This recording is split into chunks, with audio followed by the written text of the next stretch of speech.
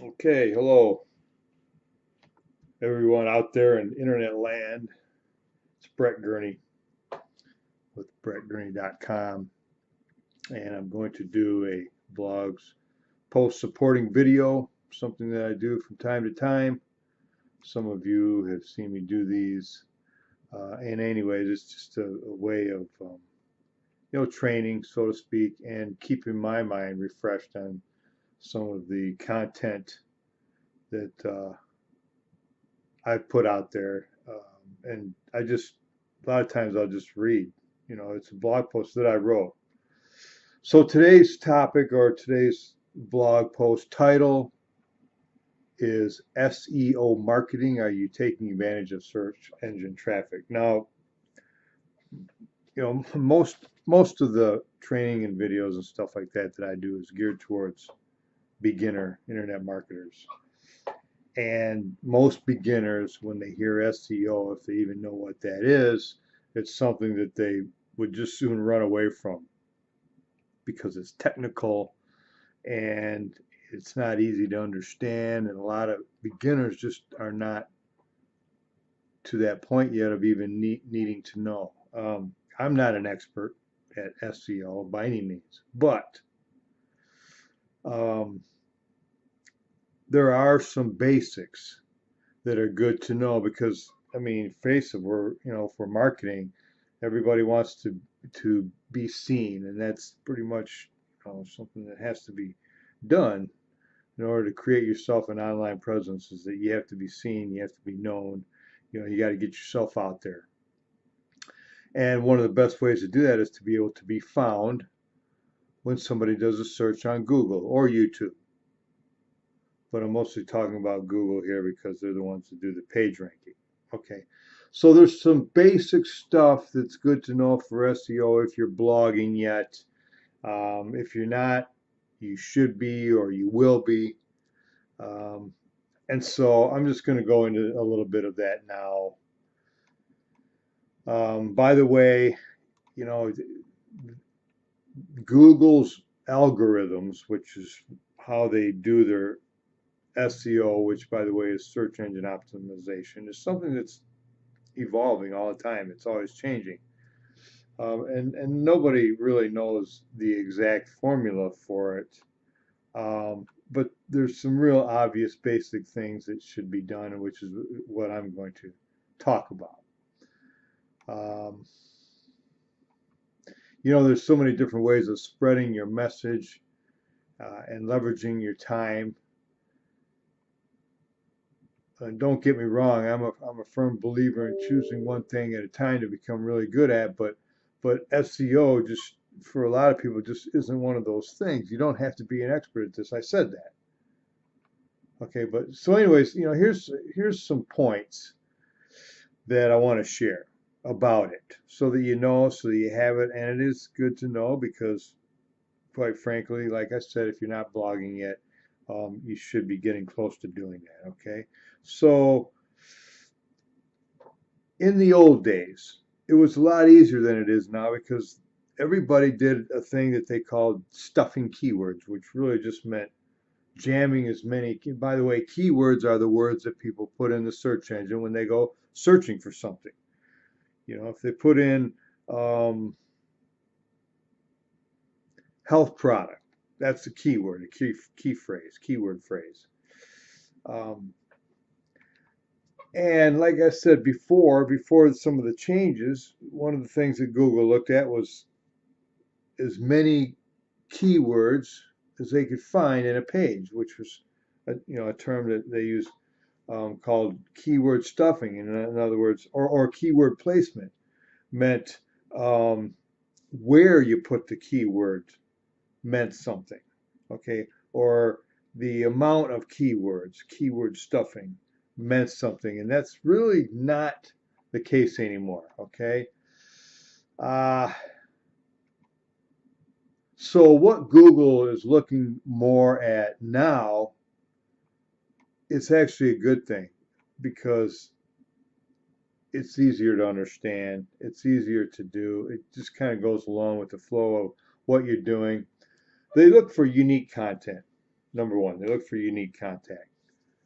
Okay, they look to see that the exact same words in the exact same order do not appear on the, well, anywhere on the web, um, or on your page, repeating stuff.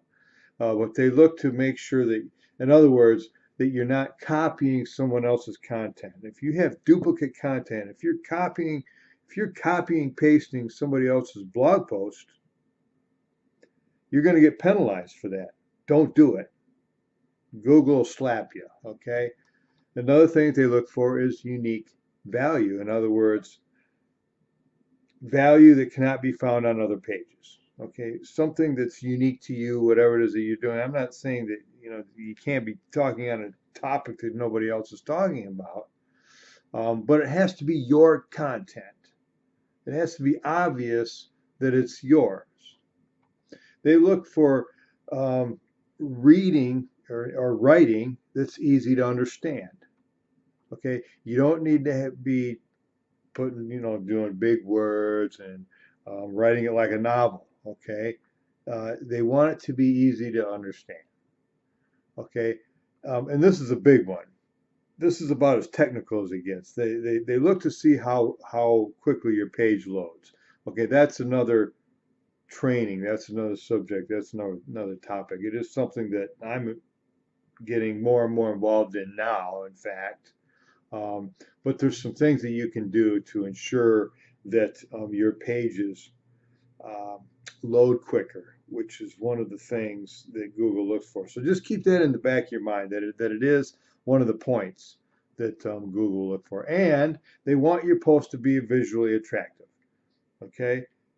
Formatted, okay? Not just one paragraph that's not, structured, that's not formatted, that's not split up into paragraphs, and that's not, appealing to the eye, because that makes it easy to read, right? Makes sense, right? Okay, now that's the general stuff. As far as the keywords, okay, they still want to see a keyword in your page title as close to the front of the page title as possible, preferably the the the first words of the title to be your keyword. It's not necessary, it's preferred. The headline, okay, the headline of the blog post or the website. Um, and it just says here, a searcher expects to see a matching headline on the page they visit. Okay, so it's another critical area. Okay, and then of course, in the body text or the body of the post, the post itself. Um, Keywords, but not keyword stuffing, because people who used to keyword stuff, there was so many keyword stuff in there, it was ineligible. It didn't make sense. They don't want to see that anymore. They will penalize you for that. Okay, you want to have keywords in there, but it has to be in your flow. Okay, they have to be relevant in the content. Okay, and it has to make sense. Okay, they want the keyword or the keyword phrase in the URL, and that's just something that you do in WordPress. You're able to set your link, your URL, and you want to put your keyword, whatever it is, whatever niche that you're going after, or whatever target market that you're going after with your keywords. And then your meta description, okay? That's just a box they provide you when you're writing a post, which is what, when you go on Google and you do a search and these websites pop up and it shows like the title, and then there's a little area below it that has the description of what's going to be on the page. That's your meta description, okay? That's what you see on Google, and in there you need to have keyword. Okay, another thing that they look for is with social media, as popular it is now, it has to be social media friendly. In other words, you have to have some buttons on there, and this is all some stuff you can do with WordPress. It's kind of automatic. You just got to make sure that you turn that on or whatever.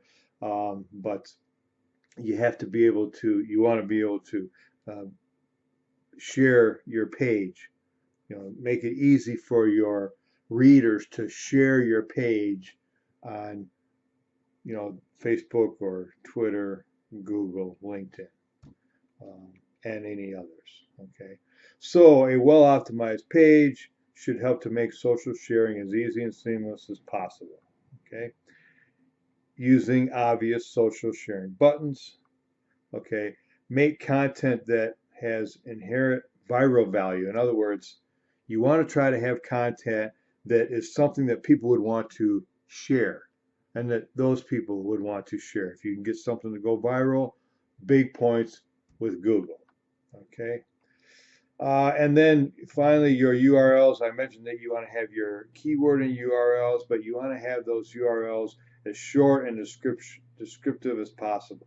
Okay, so that if people are sharing and they're wanting to copy and paste the URL, it's easy for them to do. Okay, and so those are um, the basics. And because we're marketers and we don't need to be experts at SEO, and we're not doing it for other clients, and we don't have a service or agency where we are doing it for other people. We just want to get our marketing content seen. Okay, we do want to be ranked on Google because that's part of internet marketing. Okay, but with those basics right there that I just told you, if you do those, learn those and do those, and then once you're doing that, obviously there can be a lot more to it, and you can learn that stuff. But that's all you need to get started, and you'll do good. You'll do fine. Okay, and the ending here it just says. So you see, there are some things even us SEO marketing amateurs can do to move up in placements and establish our identities and brands using search engine traffic. And I don't know about you, but I will be continuing to better my SEO marketing skills, and I will. But don't worry about being an expert. You don't have to be an expert at anything. Just worry about those basics.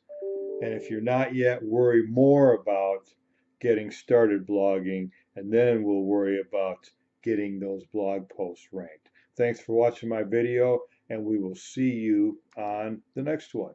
Okay, bye.